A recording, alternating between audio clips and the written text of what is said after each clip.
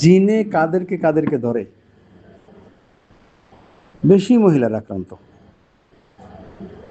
অধিকাংশ মহিলা, বেশি মহিলার আক্রান্ত। বিভিন্ন কারণ আছে, যেমন নাকি আল্লাহুম্মা ইন্নী আউযু বিকা মিনাল খুবুসি ওয়াল খাবায়েস, হাদিস শরীফে আসছে যে বাথরুমে যাওয়ার আগে এই তো দোয়া পড়ো, হে আল্লাহ আমি খবিস আর খবায়েস, নারী শয়তান পুরুষ শয়তান থেকে আমি পানা চাই। কেন? আর এক হাদিস শরীফ আছে ইন্না হাযিল হাশুশ হুশুশ মাহতাদারাতুন, এই সমস্ত ঝোপঝাড় এই জিন শয়তানের আড্ডাখানা। কেন? ওইখানে মানুষ মল ত্যাগ করে, আর ওরা ওখানে থাকে, ওরা খাবারের অপেক্ষা করে, এসে দিয়ে যায় মানুষ। বুঝলে না? ওদের গ্রামে গ্রামে যেতে হয় না, ওদেরকে ওইসব ঝোপ ঝোপড়ায় দিয়ে যায়, ওই নিয়েই থাকে। ঠিক আছে? এখানে যেহেতু ওদের আড্ডাখানা, এই জন্য এখানে যখন মানুষ তো যখন যায় সব ঝোপঝাড়ে যেখানে, তখন যেহেতু ওরা থাকে, এই জন্য ওই দোয়াটা পড়তে হয়, আল্লাহুম্মা ইন্নী আউযু বিকা মিনাল খুবুসি ওয়াল খাবায়েস, হে আল্লাহ এই থেকে আশ্রয় চাই। এটা পড়লে আড়াল হয়ে যায়, ওরা দেখতে পায় না, ওরা এদেরকে নিয়ে খেলা করে না। মানুষের নিতম্ব নিয়ে তারপরে সতর নিয়ে খেলা করতে পারে না। কিন্তু বাসা বাড়িতে যত পেশাবখানা আছে ঘরের ভিতরে, কেউ কি দোয়া পড়ে? তো ওই জায়গায় তো কম বেশি থাকে, আরও দরজা খোলা থাকে, গন্ধগুলি ভিতরে ঢুকে। ঘরের রোগ ব্যাধির কারণ কি? এই অপরিচ্ছন্নতা। আচ্ছা, দোয়া তো পড়ে না, আবার যদি বাহিরেও যায়, ওড়না ছাড়া যায় মহিলারা, তো ওড়না যখন একটা মহিলা এত চুল এভাবে ছড়ানো, পুরুষের ভালো লাগে না? তো ওরাও তো ওই যে দেখতেছে, ওদেরও তো ভালো লাগতেছে, ওদেরও কি ভালো লাগতেছে? ভালো লাগতে লাগতে একসময় ধরেই বসে। একবার এক জিনে ধরছে এক মহিলারে, কোথেকে আসছিস?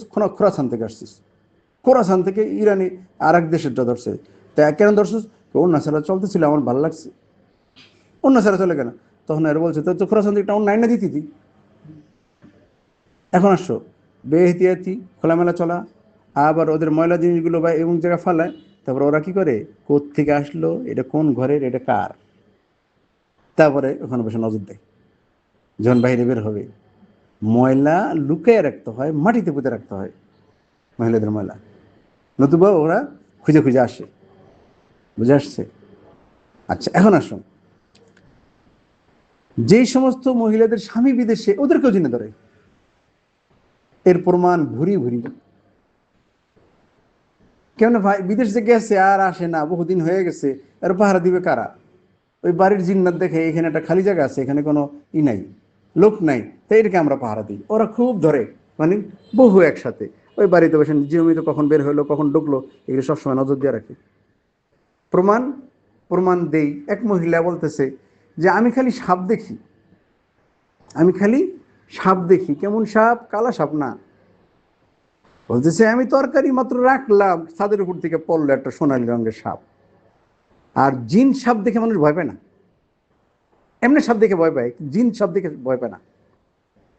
বলতেছে আমার পাশে সাপ পড়লো, আমি সিটকে দূরে আসলাম, আমার দিক তাকাই রয়েছে, আবার গর্তের মধ্যে ঢুকা মুখ বের করে আমার দিক তাকায় থাকে।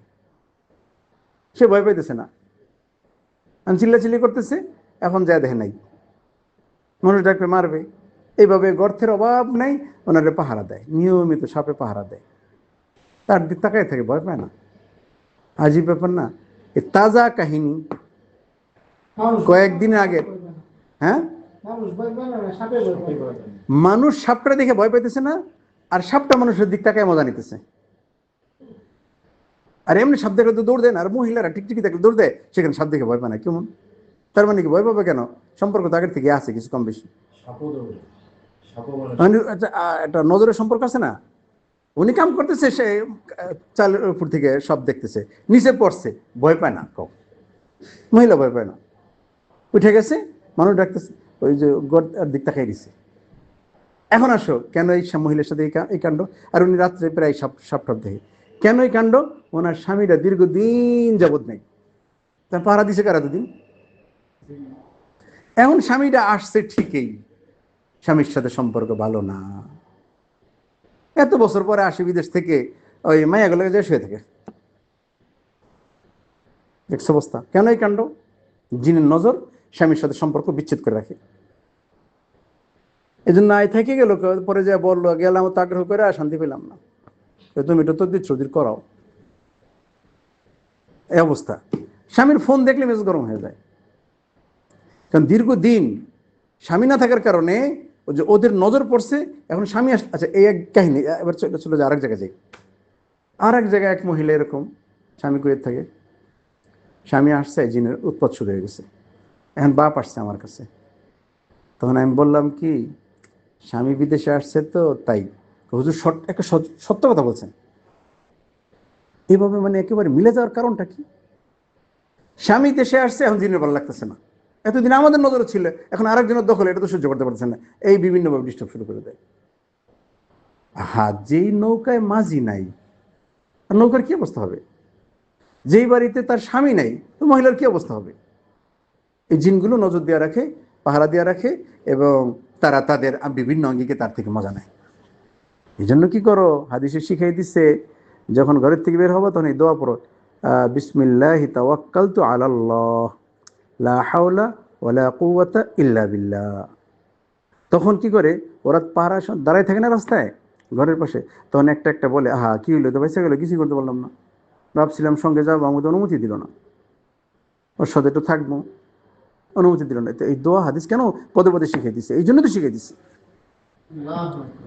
বাথরুমে গেলে ওড়না দিয়ে যাও, মাথা ঢাকো, বাইরে যেতেছো দোয়া পরে বের হও, আবার বাথরুম যখন ঢুকো তখন দোয়া পড়ো, বের হয়ে দোয়া পড়ো, বা ঘরের থেকে বেরোছো দোয়া পড়ো। কেন? তোমার বাড়ির গাছ গাছালিতে তো আরো প্রাণীরা আছে, তা তোমাকে নজর দিতেছে, সন্তান হইতে দেয় না, আসতেই দেয় না, ভ্রণ নষ্ট করে ফেলায়। হ্যাঁ, হাদিসের নির্দেশনা আমরা মানি না, আমরা সুস্থ কেমনে থাকবো বলো? এজন্য অধিকাংশ মহিলারা জিনের রোগী, আর আলেম ওলামারা যারা পুরুষ, যারা জিনের রোগী, তারা জাদুগ্রস্ত, জিনরা জাদু করে বিভিন্ন কারণে।